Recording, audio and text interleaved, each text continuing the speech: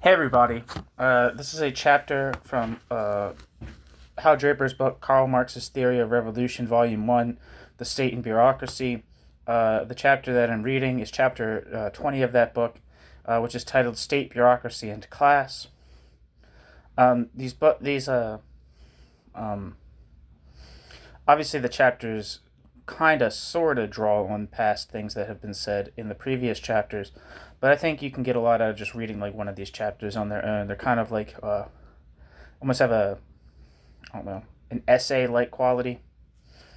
Um, so the sections of this chapter are Section 1, the view from 1843, 2, the absolutist bureaucracy before 1848, 3, the test case of Friedrich Wilhelm IV, fourth section, the bureaucracy in bourgeois society, 5th, the question of class provenance, 6, caste or class, 7, bureaucratic hypertrophy.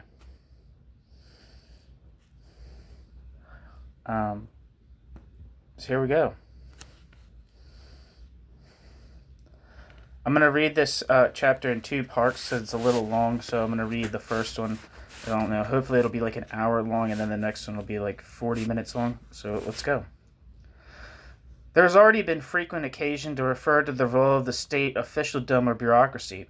Naturally, for the development of a special social stratum of state officials is already involved in the basic conception of Marx's theory of the origin of the state, as we saw in chapter 11. This is one of the distinctive features of Marx's political theory. The bureaucracy is not a mere accretion or an adventitious element in society, not simply an unfortunate tumor on the otherwise sound body of the state, but rather inherent in and inseparable from the very existence of a state. Therefore, no political theory makes the officialdom, as an institution, more central to state theory as well as practice. With Marx's framework, the state cannot be defined without thereby defining the bureaucracy. Terms like managing committee, or special agencies are collective nouns for the people who man them. The integral connection is most evident in Engels' summary. Quote, society gives rise to certain common functions which it cannot dispense with. The persons appointed for this purpose form a new branch of the division of labor within society. This gives them particular interests, distinct too from the interests of those who empower them. They make themselves independent of the latter, and the state is in being. End quote. Engels. And that's from a letter to C. Schmidt, I think that's Conrad Schmidt, 27th of October, 1890. Thus the characteristic detachedness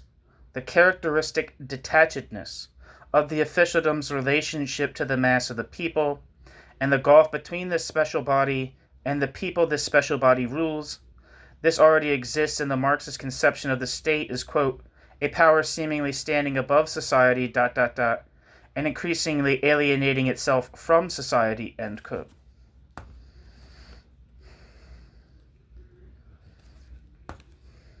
Engels. In any case, who says state says bureaucracy. In any case, who says state says bureaucracy. Footnote. In 1849, Marx was led to make this point explicit in ABC fashion for the benefit of malicious German officials. It is worth reading since it is an odd Marxological tenet nowadays that Marx was capable of discussing a state, the Oriental state, without it occurring to him that it had a bureaucracy.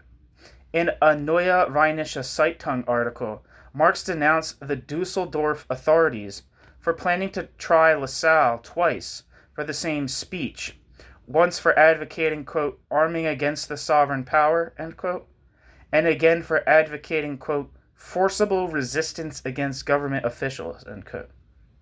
Marx treated this as a contemptible dodge, not worthy of serious debate. Quote, if in a speech I, quote, call for arming against the sovereign power, end quote, doesn't it go without saying that I am calling for, quote, forcible resistance against government officials, end quote?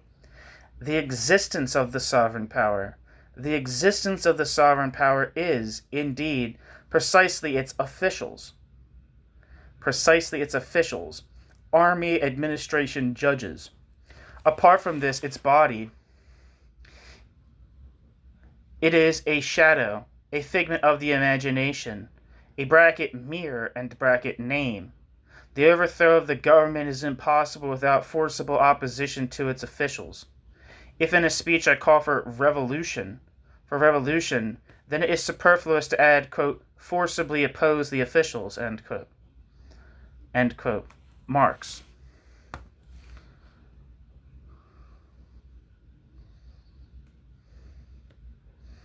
And that's from an article in Neue Rheinische Zeitung,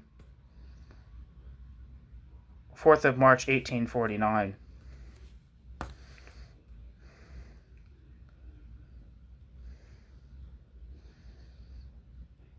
It must be remembered that in the course of its millions of words, Marx's Neue Rheinische Zeitung, is it Neue or Neue? Yeah, it is Neue.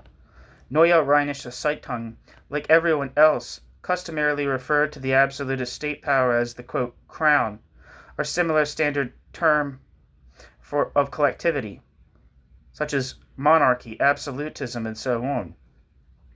It was only in a later century that this language could be considered vague. Quote, the state is the officials, bracket,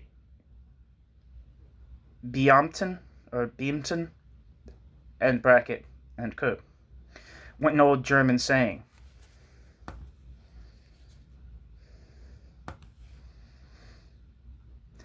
It is historians who popularize Louis XIV's alleged counterclaim that l'état c'est moi, the state is me. But the common man knew the state as a network of outstretched hands, hard faces, and armed men. Indeed, Louis is supposed to have made this famous assertion in interrupting a magistrate who dared to use the expression, quote, the king and the state, end quote.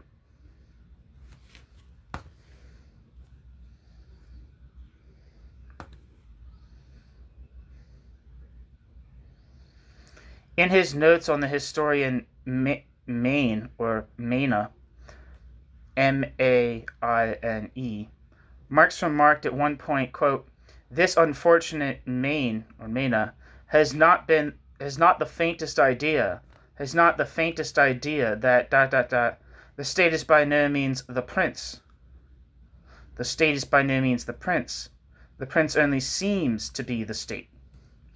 End quote. Marx. End footnote.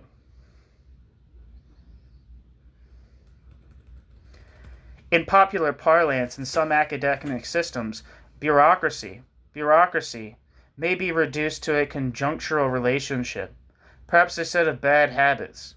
For example, arrogance, insensitivity, slothful organization, or bad governmental practices, overstaffing, red tape, swollen paperwork, or bad intragovernmental relations, hierarchy. These are indubitably bureaucratic diseases or disease symptoms to be combated, but they do not define the diseased organism. They are consequences. This secondary meaning may be best represented by the term bureaucratism.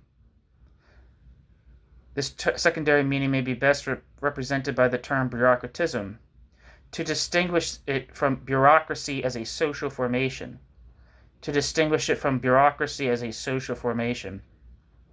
In our present context, then, bureaucracy is used to denote a social stratum of officialdom, which is an instrument of rule from above in society.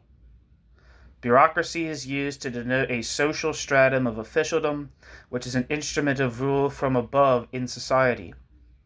Institutionally detached from the mass, it is organized to manage. Its internal hierarchy, with lines of command from the top down, is a reflection of its basic class function. Footnote. By analogy, bureaucracies in the sense of institutionalized officialdoms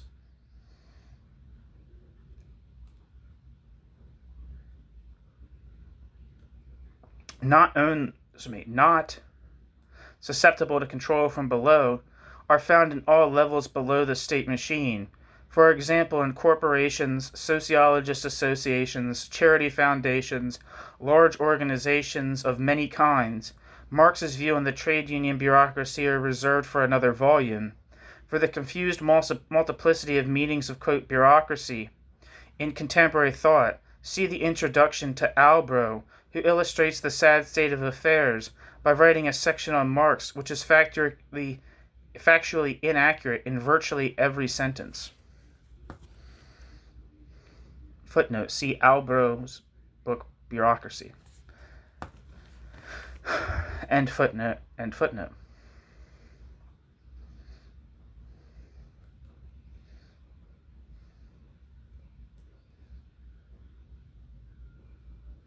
New section.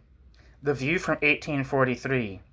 When Marx discussed bureaucracy so extensively in his notebook critique of Hegel in 1843, the term was still quite rare in serious political writing. Bureaucracy had not been used by Hegel himself for his class of officials. It was Marx who introduced bureaucracy into the analysis. What did it mean in 1843? Firstly, from its beginnings in French and German, the term was strongly pejorative, as it still usually is today, especially outside academic circles influenced by Max Weber. It was possible for Marx to put it to use because his viewpoint was pointed against bureaucracy. Secondly, the term had already bifurcated into its two areas of meaning, a ruling social formation of some kind, or merely a set of practices or attitudes. The former had characterized the term's first recorded appearance in a German book by C.J. Krauss in 1808, where the Bureaucratie denoted a stratum which, quote, blatantly rules, end quote, Prussia, in place of the aristocracy. It had earlier been used in the German periodical press in connection with the French revolutionary developments after 1789.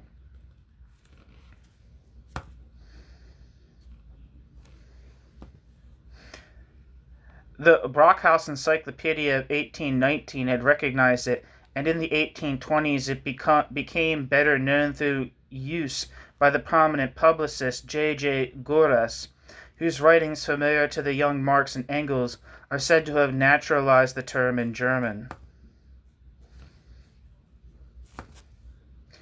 But in France, where the term had originated, and which still provided the impetus for its international diffusion, Balzac's novels had popularized the term bureaucracy in the 1830s in its reduced secondary meaning of bureaucratism.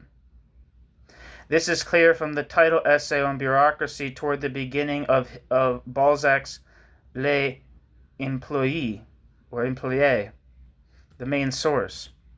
3 months later, John Stuart Mill published an article on France using the term, probably its first appearance in an English magazine, with exactly the same limited meaning. A similar limited meaning was also dominant in German academia up to, quote, a short time ago, end quote, according to a contemporary authority writing in 1846. Footnote. Though published 3 years after Marx's notebook on Hegel was written, this essay by Robert von Moll provides the nearest thing to a report on the meaning of bureaucracy in serious literature at the time Marx first used it. In a footnote added later, the author stated that to his knowledge his 1846 article was the first attempt at analysis of this, quote, new term, this, quote, new favorite expression. Moll's article began, quote, since a relatively short time ago, talk about, quote, bureaucracy has been cropping up everywhere and under the most various circumstances, as a rule, not in a favorable and fair sense, ...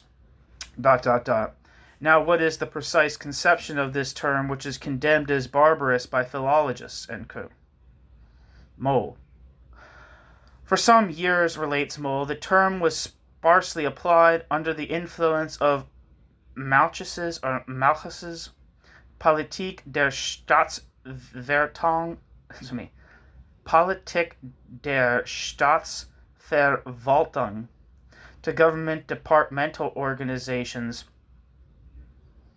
in which, quote, business is not discussed collectively by the staff, and, quote, but ordered by hierarchic authority.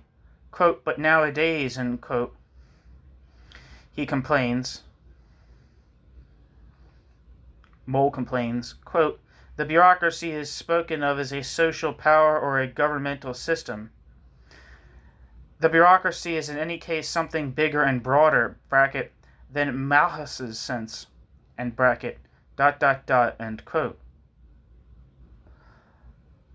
Robert von Moll. This broader usage in German circles, decried by the influential professor of political science, is attested indirectly by one of the first English-language articles to use the term analytically, J.S. Blackie's article, Prussia and the Prussian System, a review of recent German books, published in 1842. The magazine's editor appended a note treating the term as Blackie's.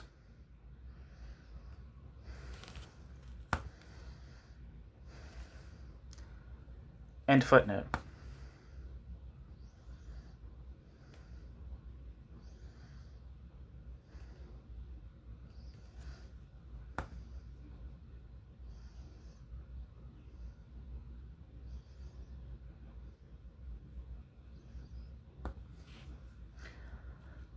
When Marx first discussed bureaucracy in Marx's Hegel critique of 1843, then, there was a choice. But in Marx's critique, bureaucracy definitely denotes a ruling bureaucracy as a basic social formation. The present chapter will begin the discussion of how Marx regarded the role of the state bureaucracy in the context of class society. There is a present-day tendency, unfortunately, to concentrate this subject under the narrow use. Is the bureaucracy a class? Is the bureaucracy a class? While taking account of this current approach, it must be emphasized that the question did not exist in this form for Marx's milieu or for Marx himself, and we shall see that this formulation of the question violates some fundamentals of Marx's method.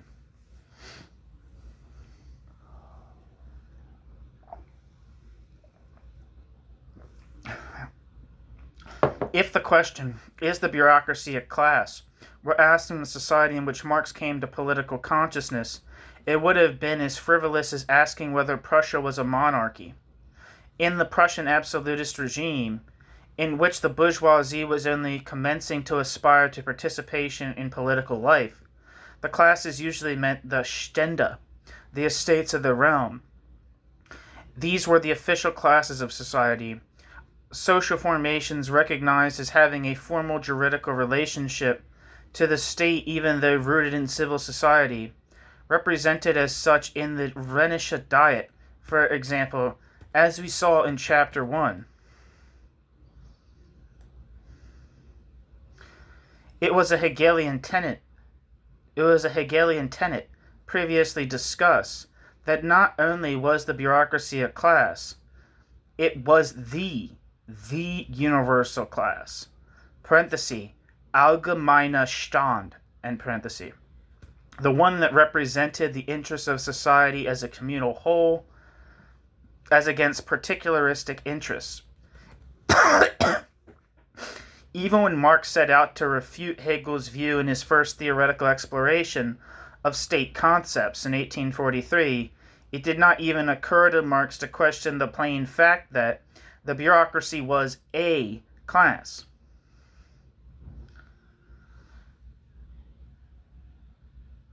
Marx sought only to prove that the bureaucracy was a particularist class like all the others, that the bureaucracy did not deserve the, quote, universal class badge which Hegel pinned on it in order to raise it above the ruck of the other social classes.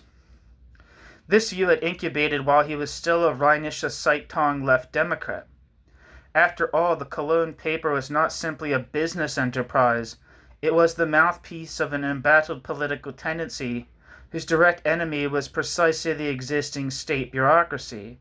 Writing for it, and when taking over its editorship, meant a day-to-day collision with the agencies of the bureaucracy. In the foreground as the enemy was not merely the monarchy in the abstract, but the Beamtenstaat, parenthesis, functionary state, end parenthesis. Functionary state. The power of the bureaucracy had to be clipped, Marx wrote. The state arrogantly demands that the people put, quote, unlimited trust in the officialdom, end quote, while the state itself holds, quote, unlimited distrust of all non-officials, end quote. This is the, quote, basic defect, end quote, of, quote, all our institutions, end quote.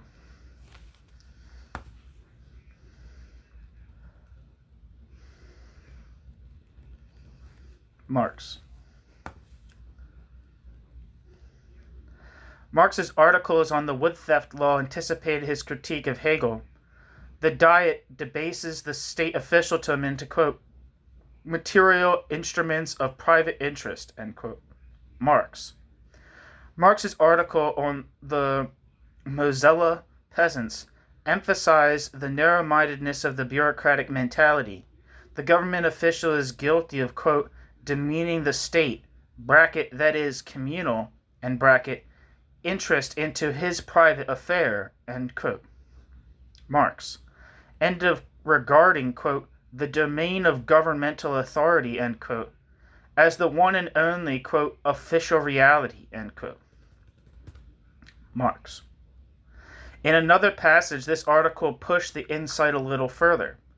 The obtuseness of the bureaucratic mind is no personal or adventitious characteristic, but inherent in the, quote, bureaucratic essence, end quote. Marx. Of the government administrative machine, which is not able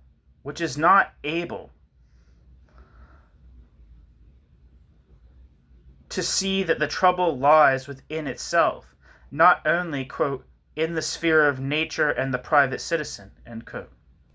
Marx continued, quote, with the best will in the world,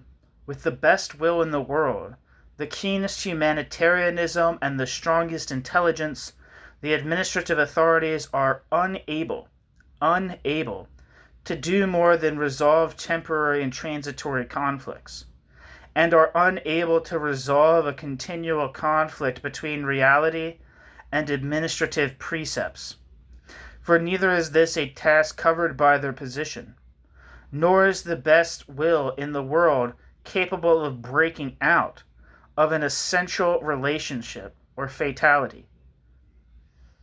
Nor is the best will in the world capable of breaking out of an essential relationship or fatality, if you will. This essential relationship is the bureaucratic relationship.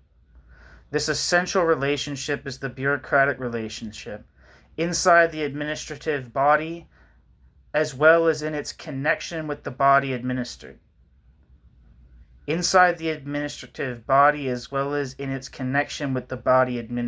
End quote. Marx.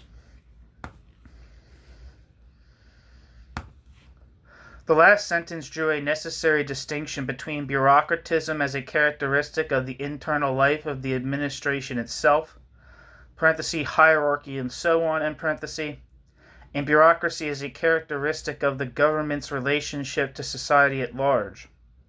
For it was the second that defined the bureaucracy as a social stratum. Then Marx's 1843 notebook on Hegel's state theory spelled out a hard position, demoting Hegel's universal class to just another class with selfish, particular class interests, which were falsely identified with those of the state, society. The bureaucracy holds, quote, the essence of the state, in its possession. It is its private property, end quote. That is, for the bureaucracy, state power plays the same role in terms of the material basis of its ascendancy, parenthesis, post, career, and so on, in parenthesis, as private property does for the property-owning classes. Quote, class in the medieval sense, bracket, Stand, and bracket, end quote, writes Marx, quote, remained only within the bureaucracy itself, where the civil status and political status are directly identical, end quote. Marx. That is, the fusion of economic and political position, which characterized society as a whole in the Middle Ages, holds true today only for the bureaucracy. Holds true today only for the bureaucracy. Only for the bureaucracy is the bureaucracy's economic position directly based on the bureaucracy's political position. Furthermore, the bureaucracy generates typical bureaucratic symptoms, thus the state exists as, quote, various bureau mentalities connected by relations of subordination and passive obedience, end quote. Marx. The, quote, chief abuse becomes, quote, hierarchy. Nor is this bureaucracy a mere institutional abstraction. The bureaucracy is certain people. The bureaucracy is certain people. Quote, the affairs and operations of the state are bound up with individuals. Parenthesis, the state operates only through individuals, end parenthesis, ... end quote. Hegel forgets, quote, that the state affairs and operations are human functions. That the state affairs and operations are human functions, end quote. Incarnated in, quote, human beings, end quote, called bureaucrats, officials, functionaries, and so on, because Hegel made the state an abstract category. This is Marx's first reminder that, while customary language spoken shorthand of the state, parenthesis, or the monarchy or the crown, in parenthesis, doing thus and so, it was not merely one royal individual who was in question, but the whole class, parenthesis, Stand, and parenthesis, which corporately governed under the aegis of the crown holder.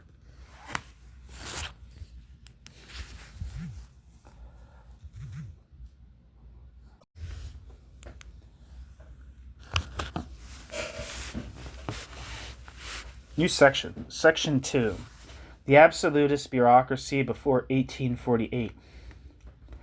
When Marx wrote down the first clear exposition of a Marxist view of social development in the German ideology, Marx did not suddenly suffer amnesia about something previously accepted as part of the ABC of politics.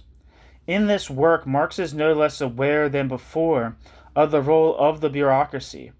But now Marx also points to the difference in the socio-political role of the state bureaucracy before and after the bourgeoisie acquires dominance in the state.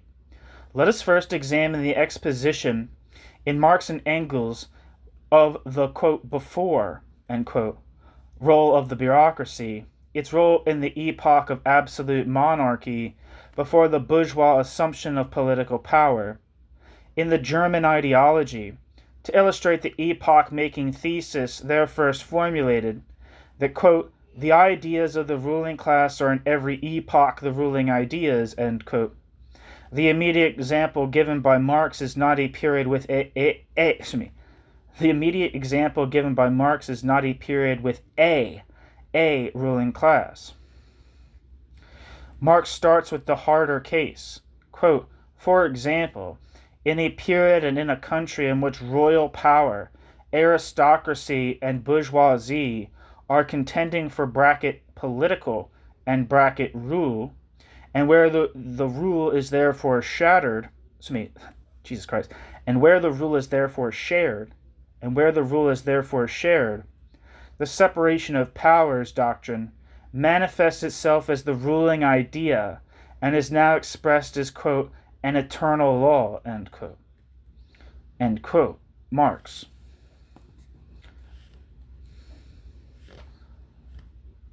Marx and Engels, German ideology. This, then, is a three-sided contest, still unresolved. There is not a single ruling class, but a pattern of shared rule. In this type of situation, in which the pre-bourgeois state system has not yet been decisively replaced by social class divisions, quote, in which no one section of the population can achieve dominance over the others, end quote, one still finds, quote, the independence of the state, end quote, Germany being given as the case in point, as distinct from the, quote, more advanced countries, end quote, France, England, and America, where the modern state has become subordinated to bourgeois private property. This, quote, independence of the state, end quote, clearly refers to its relative autonomy from control by any of the contending classes, not the basic independence of any state from society as such.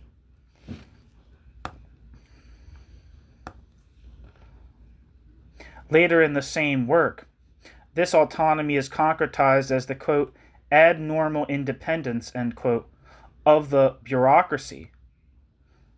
The, quote, abnormal independence, end quote, of the bureaucracy under the royal power, not simply of the state. There was no question but that operationally the state manifested itself as the state bureaucracy. As the manuscript of the German ideology was being finished, Engels wrote an article in which he carried his line of thought further. His subject was the persistence of the absolute monarchy in Germany, the current form of which he viewed as, quote, a new system which has been peculiar to Germany, end quote. His explanation was in terms of a class equilibrium which would later apply much more vividly. Quote, the aristocracy was willing to govern but too weak. The middle classes were neither willing to govern nor strong enough. Both, however, were strong enough to induce the government to some concessions. The form of government, therefore, was a sort of mongrel monarchy. A constitution, in some German and states, give an appearance of guarantee to the aristocracy and the middle classes. For the remainder, there was everywhere a bureaucratic government, that is, a monarchy which pretends to take care of the interests of the middle class by a good administration, which administration is, however, directed by the aristocrats. ... The consequence is the formation of a separate class of administrative government officers in whose hands the chief power is concentrated and which stands in opposition against all other classes, end quote. Engels.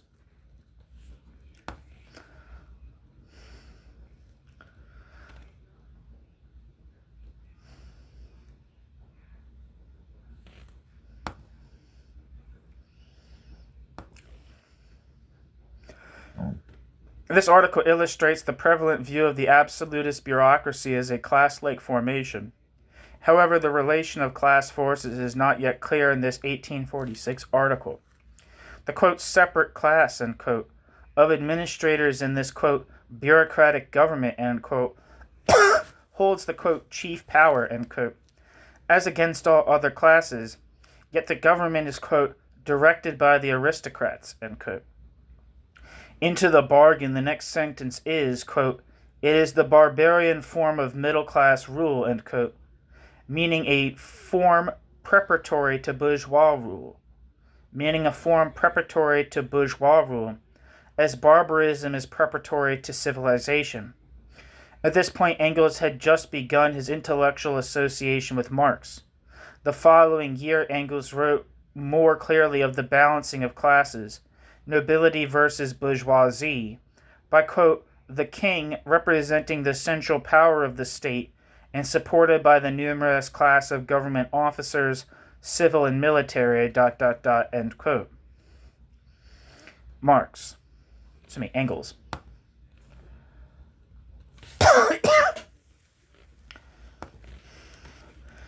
It was also in 1847, as we saw in the previous chapter, that Marx presented the same bureaucracy in quite as autonomous a light, without actually using the class label. The absolute monarchy, which did not act as the instrument of the feudal aristocracy, was still farther from acting as if it had become a bourgeois state. On the contrary, from previously encouraging the development of commerce and industry, it now stood in the way, positively resisting the bourgeoisification. Why? Quote, besides their personal prejudices, The princes have their hands tied by a whole civil, military, and clerical bureaucracy, components of the absolute monarchy which by no means want to change their status as rulers, for one is servants with respect to the bourgeoisie." End quote. The attitude of the feudal orders is given as an additional reason. The royal power now sees its interests as allied with the feudality, not with the bourgeoisie. Clearly, this state power involves so autonomous a social formation at its heart that the class label becomes a mere matter of terminology.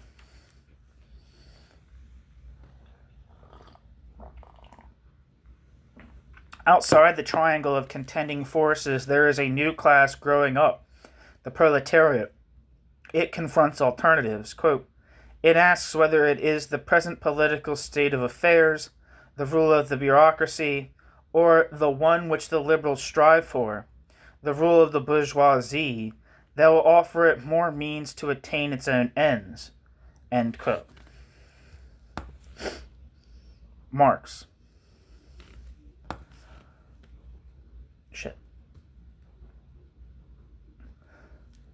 This, quote, "rule of the bureaucracy," end quote, referred concretely to the Prussia of 1847, still cramped and clogged by absolutism. More summarily, Marx indicated the same line of thought for absolutist France.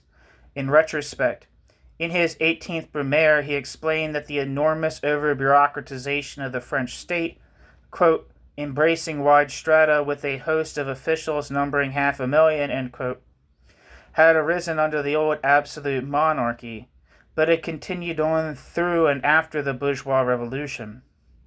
The privileges of the former ruling class, the landowning nobility, had been transmuted by absolutism into the bureaucratic power of the new rulers. Quote, "The seigneurial privileges of the landowners in towns became transformed into so many attributes of the state power, the feudal dignitaries into paid officials, and the motley pattern of conflicting medieval plenary powers into the regulated plan of a state authority whose work is divided and centralized as in a factory," end quote. Marx, 18th Brumaire.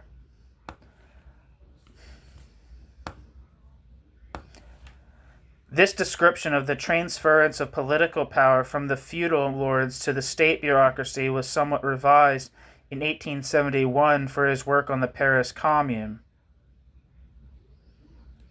Footnote: the final version of the Civil War in France followed the 18th Brumaire in tracing back to the period of absolute monarchy, the quote, "centralized state power with its ubiquitous organs of standing army, police, bureaucracy, clergy, and judicature, organs wrought after the plan of a systematic and hierarchic division of labor, ... end quote. The first draft added some details here, subsequently condensed out, about the, quote, "ubiquitous and complicated military, bureaucratic, clerical, and judiciary organs," end quote, of the, quote, "centralized state machinery," end quote. This passage is plainly a rewrite direct from the 18th Brumaire. The, quote, "seigneurial privileges of the medieval lords and cities and clergy were transformed into the attributes of a unitary state power, displacing the feudal dignitaries by salaried state functionaries, ... end quote.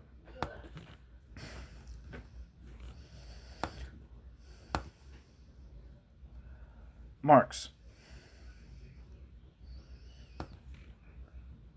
End footnote. Objectively, the autonomized state incubated the bourgeois economy and thereby a new class rule, but the state itself did not become the instrument of any ruling class of civil society except as it was eventually mastered by either the old feudal or the new bourgeois. The old feudals or the new bourgeois. Quote, ... under the absolute monarchy during the First Revolution, under Napoleon, bureaucracy was only the means of preparing the class rule of the bourgeoisie. Under the Restoration, under Louis Philippe, under the Parliamentary Republic (of 1848), it was the instrument of the ruling class however much it strove for power of its own. End quote. Marx, 18th Brumaire. Footnote. This only, nur in parentheses, is an intensive, as clearly explained in chapter 11. The very same passage makes clear that bureaucracy was a quite different means from the standpoint of the absolute monarchy itself. It is from an objective historical overview that it was, quote, the means of preparing the class rule of the bourgeoisie, end quote, in the same sense that capitalist development is objectively the means of preparing socialist society. End footnote. This makes the interesting statement that until 1814 to 1815, the autonomized state under various leaderships could not be considered, quote, the instrument of the ruling class, end quote, either of the former ruling class, parenthesis, the feudal aristocracy, in parenthesis, or of the upcoming ruling class, the bourgeoisie.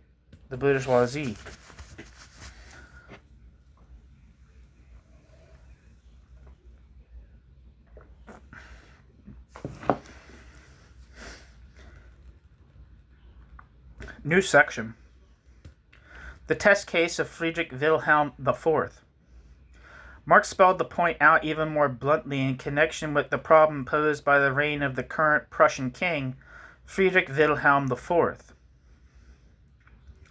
We have already touched on this king's inclination to turn the clock back in social conditions. As Marx explained in 1843, the king, quote, who burbled about a great past full of priests, knights, and bondsmen, end quote, a feudal past to which he dreamed of returning, found that even the crown could not transfer power back to the old feudality. For, quote, the servants of the old despotism soon put an end to these un-German activities, end quote. These servants were the bureaucracy whom the crown could not control, so Marx argues. For while the young king had illusions about the omnipotence of the royal power, thinking it was, quote, his state, end quote, the actual outcome was a return to the, quote, servant state, end quote. Dienerstaat.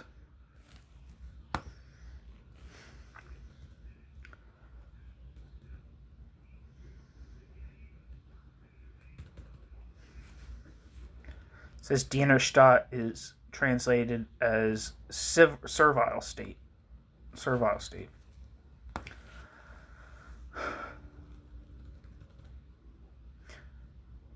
Here was a test of strength, a test of the realities of state power, and Marx insists it was the bureaucracy that wielded the power of decision, not the crown. In 1850, Engels, in his series on Revolution and Counter-Revolution in Germany, which, remember, was reviewed by Marx and published as his own work, gave an account of the same interesting class struggle. After describing the pre-1848 Prussian regime as, quote, a half-feudal, half-bureaucratic monarchism, end quote, Engels writes that Friedrich Wilhelm IV, quote, was known to be no supporter of the predominantly bureaucratic and military monarchy of his father, end quote. Friedrich Wilhelm III.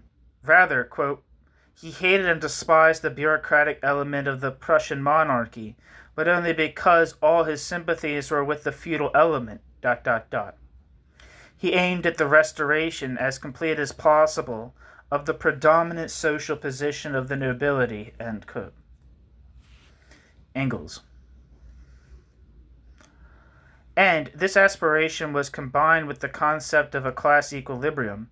The king's ideal was to rule, quote, over a complete hierarchy of social ranks or castes, end quote, fixed rigidly by birth and social position, quote, the whole of these castes, or, quote, estates of the realm, end quote, balancing each other, at the same time, so nicely in power and influence, that a complete independence of action should remain to the king, ...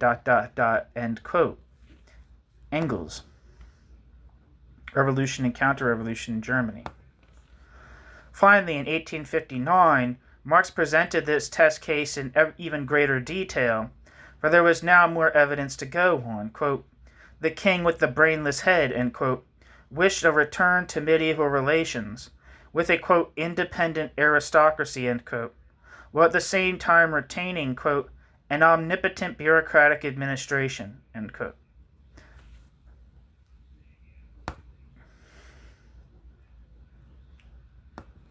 Marx.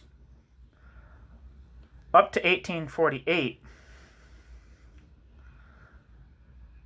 the king was unable to satisfy the class aspirations of the Junkers, despite his preachment of, quote, the necessity of engrafting the poetical rule of aristocracy upon the Prussian prosaic rule by the schoolmaster, the drill sergeant, the policeman, the tax gatherer, and the learned mandarin, end quote. That is, rule by the bureaucracy, and so the Junker aristocracy, quote, were forced to accept the king's secret sympathies in lieu of real concessions, end quote. And there's a footnote that I missed here that says, the Neue Rheinische Zeitung had used to refer to the Prussian regime typically as, quote, the bureaucratic feudal military despotism, end quote. End footnote. The weak bourgeoisie was still unable to move, and, quote, finally the romantic king himself was, after all, like all his predecessors, but the visible hand of a commonplace bureaucratic government, which he tried in vain to embellish with the fine sentiments of bygone ages, end quote. Marx. The, quote, absolute monarch was typically only the visible agency of the bureaucracy, which was the real ruler. This remained during the 1848 to 1849 revolution. The viewpoint from which Marx and Engels wrote voluminously in the Neue Rheinische Zeitung. Perhaps its most general expression came in Marx's speech at his Cologne trial in February 1849. All through this period, as before and after, the crown, and similar shorthand labels were freely used in writing in the usual way, but in this political lecture to the jury, Marx differentiated the relationships. The crown is viewed alongside the bureaucracy in specifying the, quote, political expression, end quote, of the regime, and, quote, the political expression corresponding to the old society was the crown by the grace of God. The political expression corresponding to the old society was the crown by the grace of God, the domineering bureaucracy, the autonomous army. The social foundation corresponding to this old political power was the privileged aristocratic landed property. ... The old political power, heaven-anointed crown, domineering bureaucracy, autonomous army, saw that its actual material foundation would disappear from under its feet as soon as there was any infringement on the foundation of the old society, the privileged aristocratic landed property, the aristocracy itself, ... On the other hand, that old society saw that political power would be torn out of its hands as soon as the crown, the bureaucracy, and the army lost their feudal privileges. End quote. Marx before the Cologne jury. So the bureaucracy, parenthesis, which termed properly covers the military bureaucracy too, end parenthesis, joined with the aristocracy in impelling the crown to counter revolution. In any case, it is made repetitively clear that the label crown does not denote the rule of one man. Quote, the rule of the crown, by the grace of God, is precisely the rule of the antiquated social elements, end quote. Marx.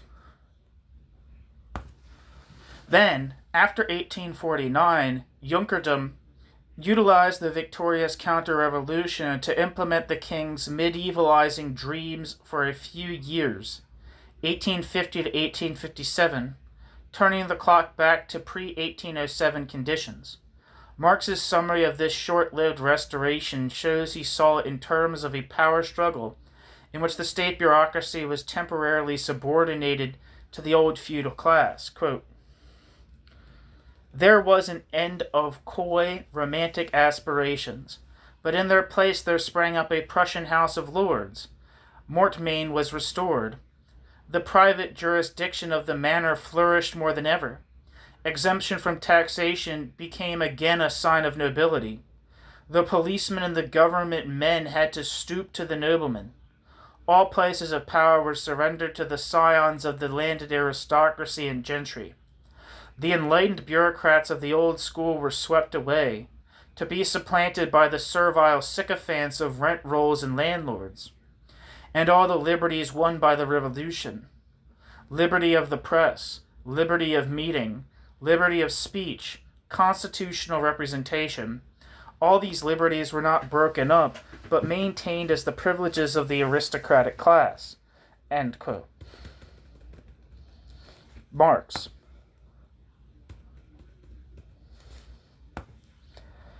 This describes a more thorough purging and recasting of the bureaucratic state by the restored aristocracy than was effected by the bourgeoisie during its temporary ascendancy in 1848. Marx sums it up this way, quote, the police and administrative machinery were not destroyed, but converted into the mere tools of the ruling class, end quote. That is, of the ruling class in civil society, that is, of the ruling class in civil society, the landed aristocracy. The bureaucratic monarchic state, then, had not been the tool of this ruling class.